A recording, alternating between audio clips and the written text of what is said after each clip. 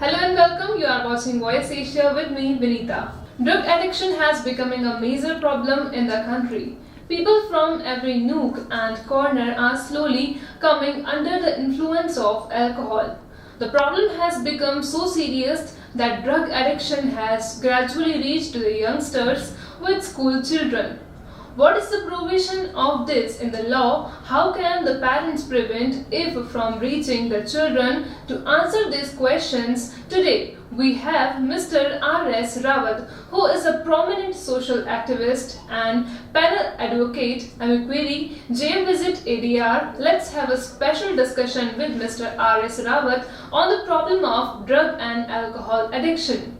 तो रावत जी, सबसे पहले ये बताएं कि जैसे आज की डेट में जो ये नशा इतनी तेज़ी से फैलता जा रहा है, तो अभिभावक कैसे पता करेंगे कि उनका बच्चा इस गिरफ्त में आ गया है? कैसे पता उनको चलेगा, या कहाँ पे उनको सचेत रहने की आवश्यकता है? देखिए, जहाँ तक अभिभावकों को इस नशे वाले बच्चों के बारे में पता करने की आवश्यकता है, सबसे बड़ी बात है कि जो नशा कर रहे हैं उनकी जो एज है वो 16 to 24 के आसपास मैक्सिमम होती है। और इस एज में बच्चे स्कूल जाते हैं और उस टाइम कंट्रोल्ड मदर फादर का होता है। जब कोई भी स्टूडेंट, कोई भी बच्चा अननेचुरल कंडक्ट करे, जैसे एकांत पसंद करता है, बार बार घर से बाहर रहता है, या परिवार वालों से बोलना कम करता है, तो इट मीन्स कि कुछ ना कुछ गलत चल रहा है। उसके ऊपर क्या है, जो इस प्रकार के एडिक्ट बच्चे हैं वो लोग अपने कमरों में बंद रहना चाहते हैं। कमरों में बंद रहने का मतलब ये है कि वो एकांतता चाहते हैं, वो बिल्कुल प्राइवेसी चाहते हैं। सेकंड, जब कोई बच्चा ये मान के चलें कि नंबर ऑफ टाइम अपना मोबाइल खो रहा है, नंबर ऑफ टाइम अपना पर्स खो रहा है, तो इट मीन्स वो खो नहीं रहा है, वो कहीं ना कहीं उस पैसे से उसको बेच करके वो अपने स्मैक की या दूसरी तीसरी चीज़ों की व्यवस्था कर रहा है। तो मदर फादर को चाहिए कि जो बच्चे का कंडक्ट है उस कंडक्ट पर नज़र रखें। और सबसे बड़ी हमारे जो कल्चर में है वो मदर फादर में, कोई भी फादर, मैक्सिमम फादर काम करने जाता है और कोई भी गृहिणी जो माता है वो घर पर रहती है, और माता अपने उस बच्चे के पिता से इस बात को छुपाने की कोशिश करती है कि इसकी ये हरकतें चल रही हैं। होना क्या चाहिए कि अगर कोई बच्चा इस प्रकार की हरकत करता है या एडिक्ट होता है या नशा लेता है, तो मदर को फादर से ज़रूर फर्स्ट डे डिस्कस करना चाहिए कि ये स्थितियां हैं। लोग छुपाते हैं कि हमारा बच्चा एडिक्ट है, जब वो बहुत बड़ा आगे निकल जाता है तब सोशल या समाज को अपना पता चलता है कि उनका बच्चा एडिक्ट है। बल्कि होना ये चाहिए कि उसको, जो बच्चा एडिक्ट है, उसकी मदर फादर को अपने दोस्तों से, अपने रिश्तेदारों से कंसर्न करना चाहिए और उसको सही राय देने की सलाह देनी चाहिए। अच्छा, इसमें हम देखते हैं कि बच्चे मॉर्निंग में ही स्कूल चले जाते हैं, उसके बाद फिर उनके ट्यूशन्स हैं, ट्यूशन के बाद उनकी और चीज़ें होती हैं कि भाई हमें मार्केट जाना है, हमें दोस्तों के यहाँ मतलब बर्थडे पार्टी उसमें जाना है। तो इस समय पेरेंट्स कहाँ पे उनको लगता है कि यार हम कहाँ पे सचेत रहें ताकि हम बच्चे की दिनचर्या या इसके बारे में कुछ पता कर पाएँ? देखिए, ये देश है, देश में हर प्रकार की आज़ादी है, बच्चों को बर्थडे मनाने की आज़ादी है, सब कुछ आज़ादी है। मेरा मानना यह है कि इन सब आज़ादियों के साथ साथ अगर हमारे कुछ मौलिक अधिकार हैं तो कुछ कर्तव्य भी हैं। तो हमें ये चाहिए कि एक शेड्यूल ऑफ टाइम हो कि इसके बाद बच्चा घर से बाहर ना रहे अनावश्यक। और देखने वाली बात है, मदर पेरेंट्स को ये देखने की ज़रूरत है कि किन किन स्थानों पर उसका जाना है, किन किन स्थानों पर जाता है और किन किन लोगों से वो मिलता है। तो कोशिश करें कि अगर कोई इस प्रकार का है, उसका दोस्त है, तो उसको भी समझाने की कोशिश करें कि इन सब चीज़ों में कुछ नहीं है सिवाय बर्बादी की। जैसे आज की डेट में हम देखें तो बहुत सारे युवा वर्ग जो हमारा है नशे की चपेट में आता जा रहा है, तो इसके लिए, इसको रोकने के लिए सरकार की या प्रशासन की कोई योजना है? देखिए, मैं बेसिकली जो है यहाँ पर विधिक सेवा प्राधिकरण है रुद्रपुर में, मैं उसका पैनल एडवोकेट भी हूँ। एक संकल्प नशा मुक्ति देवभूमि करके हमारे वहाँ एक प्रोग्राम जस्टिस, हाईकोर्ट के जस्टिस उन्होंने चलाया था और वो आज भी चल रहा है।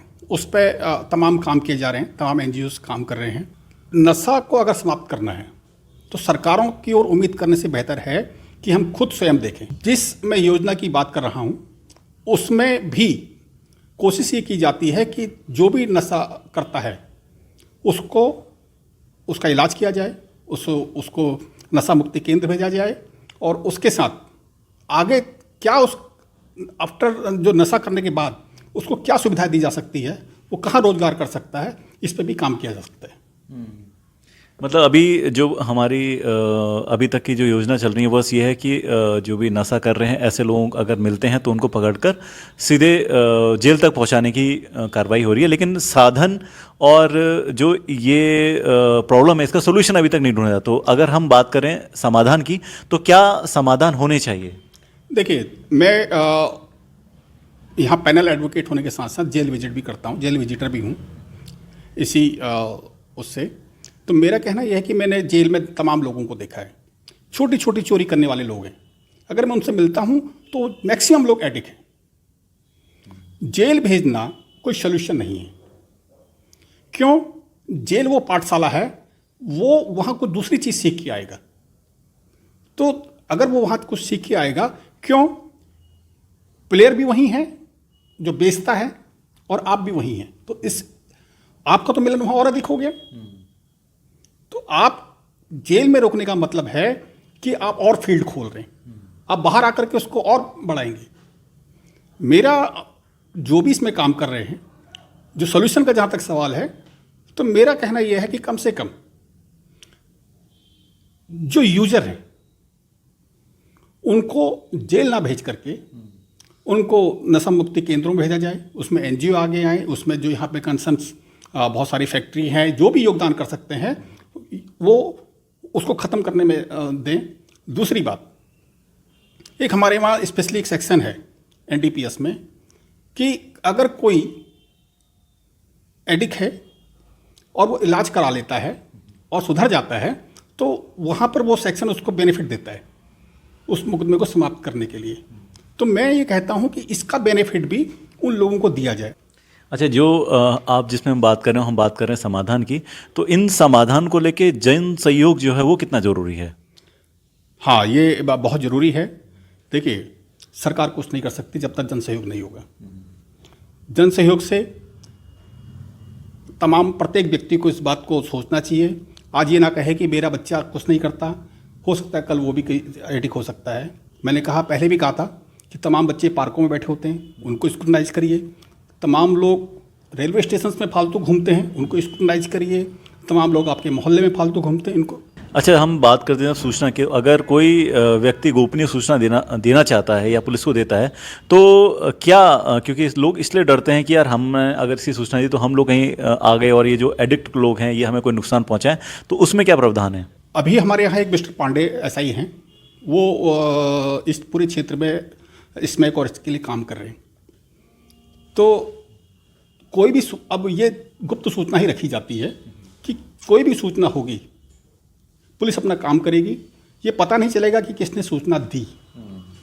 और जहाँ तक प्रोविजंस का सवाल है, जब आपका नाम ही नहीं आएगा तो आपके खिलाफ कुछ होने वाला है नहीं, तो आप क्यों ना सूचना दें।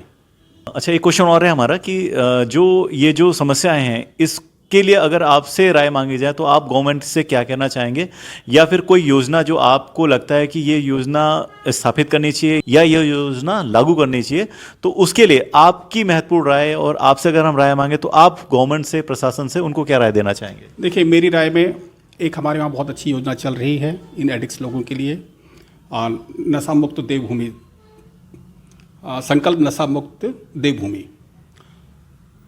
उसमें इन सारी बातों को उल्लेख किया गया है कि जो भी एडिक्ट है उनको कम से कम जेल भेजा जाए, उनको नशा सुधार गृह में भेजा जाए, उनको कंसल्टेंट किया जाए, उनको परामर्श इस बात का दिया जाए कि नशा ना लें, उनको मनोचिकित्सक से मिलाया जाए। इस सभी बातों का प्रोविजंस उसमें है। बल्कि इवन यहाँ तक है कि जब कोई नशा मुक्त कर लेता है तो उसको किसी न किसी रोजगार को भी दिया जाए। बहुत बढ़िया। अच्छा, दूसरा मेरे आज की डेट में अगर हम देखें तो हमारा जो भारत है एक युवा देश है, क्योंकि मैक्सिमम यहाँ पर जो है जो जनता है या फिर जो भी हम देखें युवा ज़्यादा हैं, और किसी भी देश की रीढ़ की यदि युवा को ही कहा जाता है। तो अगर हम आपसे कहें कि आप अपने तरफ से आज के युवाओं को क्या संदेश देना चाहेंगे?